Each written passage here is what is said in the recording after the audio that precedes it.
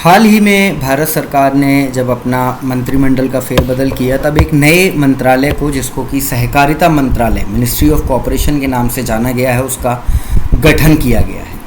आप सभी के लिए एग्ज़ाम के नज़रिए से ये क्वेश्चन बहुत इम्पॉर्टेंट है कि आखिर क्यों ज़रूरत महसूस हुई सहकारिता मंत्रालय की, क्या क्या जिम्मेवारियाँ जो हैं वो सहकारिता मंत्रालय के अंतर्गत दी जाएंगी, और अगर हम ऐतिहासिक रूप से देखें तो सहकारी जो संस्थाएं हैं, कोऑपरेटिव सोसाइटीज़ हैं, चाहे कोऑपरेटिव बैंक्स हैं, किस तरीके से वो कारगर रही हैं स्वतंत्र भारत में आर्थिक गतिविधियों को बिल्कुल आखिरी व्यक्ति तक पहुंचाने में। तो सबसे पहले हम देखेंगे कि क्या वजह रही सहकारिता मंत्रालय बनाने के पीछे। तो लंबे समय से ये मांग थी, जो कोऑपरेटिव सोसाइटीज़ थी, कोऑपरेटिव यूनियन थी, और हमारे भारत के नीति निर्देशक तत्वों में भी ये कहा गया है, जो कि आर्टिकल 36 से 51 तक हैं, कि सरकार जो है वो कोऑपरेटिव सोसाइटीज़ के गठन को प्रमोट करेगी, और इससे किसी भी तरीके का जो वायलेशन है, क्योंकि ऐसा कई बार माना जाता है कि लोग अगर इकट्ठा हो रहे हैं या अपनी कोई जो है वो डिमांड रखना चाहते हैं, तो फ्रीडम ऑफ एक्सप्रेशन के तहत उसको रखते हुए कोऑपरेटिव सोसाइटीज़ के गठन के लिए, उसको प्रमोट करने के लिए संविधान में भी जो है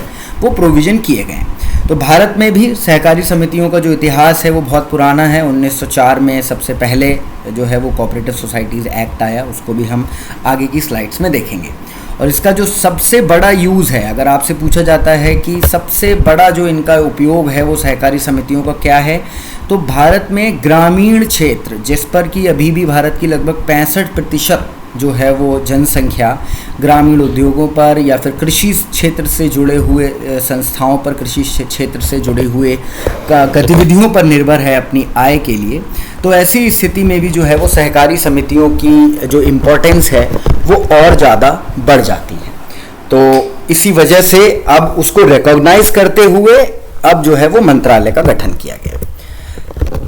और बजट 2021 में जो इसका मॉडर्न कॉन्टेक्स्ट है, ये तो हमने बताया कि लंबे समय से जो एक डिमांड रही, लेकिन जो करंट कॉन्टेक्स्ट है वो ये है कि बजट 2021 में जब हमारी फाइनेंस मिनिस्टर ने हमारा बजट जो है वो घोषित किया, तो उसमें उन्होंने रिटन एक एश्योरेंस दी थी कि गवर्नमेंट जो है कमिटेड है for the development of multi state cooperative societies. Multi state cooperatives को आप समझिए कि भारत में जो कोऑपरेटिव सोसाइटीज़ हैं उनका रजिस्ट्रेशन स्टेट वाइज होता है, यानी अगर कोई कोऑपरेटिव बनी है तो वो किसी एक पर्टिकुलर स्टेट में काम करेगी। अगर उसको एक से ज़्यादा स्टेट में काम करना है तो उसके लिए अलग से उनको बनाना पड़ेगा, अपना मेमोरेंडम बनाना पड़ेगा और उसको रजिस्टर कराना पड़ेगा रजिस्ट्रार ऑफ सोसाइटीज़ के पास।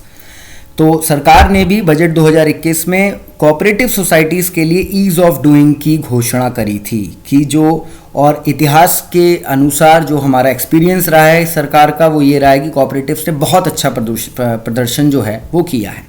बहुत बड़ी बड़ी जो है वो कोऑपरेटिव्स बनी हैं जो कि कृषि क्षेत्र में काम कर रही हैं। तो उनके बिजनेस को प्रमोट करने के लिए ईज़ ऑफ डूइंग बिजनेस जो कोऑपरेटिव्स का है उसके लिए भी एक अलग से एडमिनिस्ट्रेटिव स्ट्रक्चर जो है वो सरकार को देना था, प्रशासनिक ढांचा।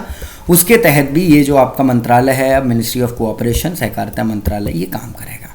और यहाँ पर यह भी आप नोट करें कि इसके पहले जो केंद्रीय मंत्री बने हैं, सहकारिता मंत्रालय बनने के बाद जो इसके पहले केंद्रीय मंत्री हैं वो अमित शाह जी हैं। अब हम देखेंगे थोड़ा सा इतिहास। सांख्यिकी और कार्यक्रम कार्यान्वयन मंत्रालय यानी ministry of statistics, program and implementation के अनुसार सहकारी आंदोलनों की औपचारिक शुरुआत जो है वो 1904 में मानी जाती है, जब सहकारी समिति अधिनियम आया। उसके बाद 1912 में भी जो है वो इसको थोड़ा सा मॉडिफाई किया गया और इसमें प्रोविज़न डाला गया कि 18 वर्ष की आयु से अधिक के कम से कम 10 व्यक्ति मिलकर के एक कोऑपरेटिव बना सकते हैं। और जनरल इकोनॉमिक मोटिव्स, ये शब्द आप यहाँ पे ध्यान रखिए, जनरल इकोनॉमिक मोटिव्स, सामान्य आर्थिक उद्देश्य जैसे कि खेती, बुनाई, उपभोग या फिर प्राइमरी और सेकेंडरी सेक्टर की हमारी जो भी एक्टिविटीज़ हैं। प्राइमरी सेक्टर में हमारी एक्टिविटीज़ आती हैं जो कि एग्रीकल्चरल या फिर एलाइड एक्टिविटीज़ हैं। सेकेंडरी सेक्टर में हमारी आती हैं मैन्युफैक्चरिंग ऑफ स्मॉल गुड्स, या हम कह सकते हैं एमएसएमई का एक छोटा रूप जो है वो आता है। तो उससे रिलेटेड काम जो है वो कोऑपरेटिव्स में आप कर सकते हैं। इनको आर्थिक सहयोग देने के लिए भी कोऑपरेटिव बैंक भी बनाए गए हैं, और जो हमारे पब्लिक सेक्टर के बाकी बैंक हैं या फिर जो हमारे रूरल बैंक्स हैं वो भी इनको अलग से फाइनेंस करते हैं। ठीक है, अब इस मंत्रालय के बारे में आप देखिए कि इस मंत्रालय आखिर ये करेगा क्या। तो एक नया स्लोगन जो है वो सरकार ने दिया है, सहकार से समृद्धि। इस पॉइंट को आप ध्यान रखेंगे, सहकार से समृद्धि जो है वो स्लोगन दिया है, यानी प्रॉस्पेरिटी थ्रू कोऑपरेटिव्स। इस विजन को साकार करने के लिए सहकारिता मंत्रालय बनाया गया है।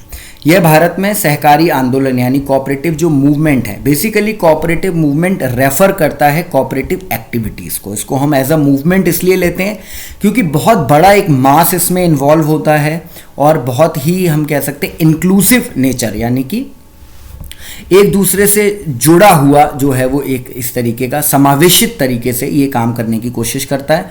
उसके लिए जो भी प्रशासनिक, कानूनी और नीतिगत यानी एडमिनिस्ट्रेटिव, लीगल और पॉलिसी स्ट्रक्चर जो भी चाहिए होगा वो ये मंत्रालय प्रदान करेगा। और इसका उद्देश्य सहकारी समितियों को जमीनी स्तर तक पहुंचाने के लिए एक जन आधारित आंदोलन के रूप में इसको बनाया जाएगा। तो ये ऑफिशियल जो डॉक्यूमेंट रिलीज हुआ है प्रेस इन्फॉर्मेशन ब्यूरो से, वहाँ से मैंने ये कंटेंट लिया आपके रेफरेंस के लिए। इसको आप नोट जरूर करेंगे क्योंकि आपके लिए इंपॉर्टेंट है। ऑब्जेक्टिव और सब्जेक्टिव दोनों ही क्वेश्चंस आपसे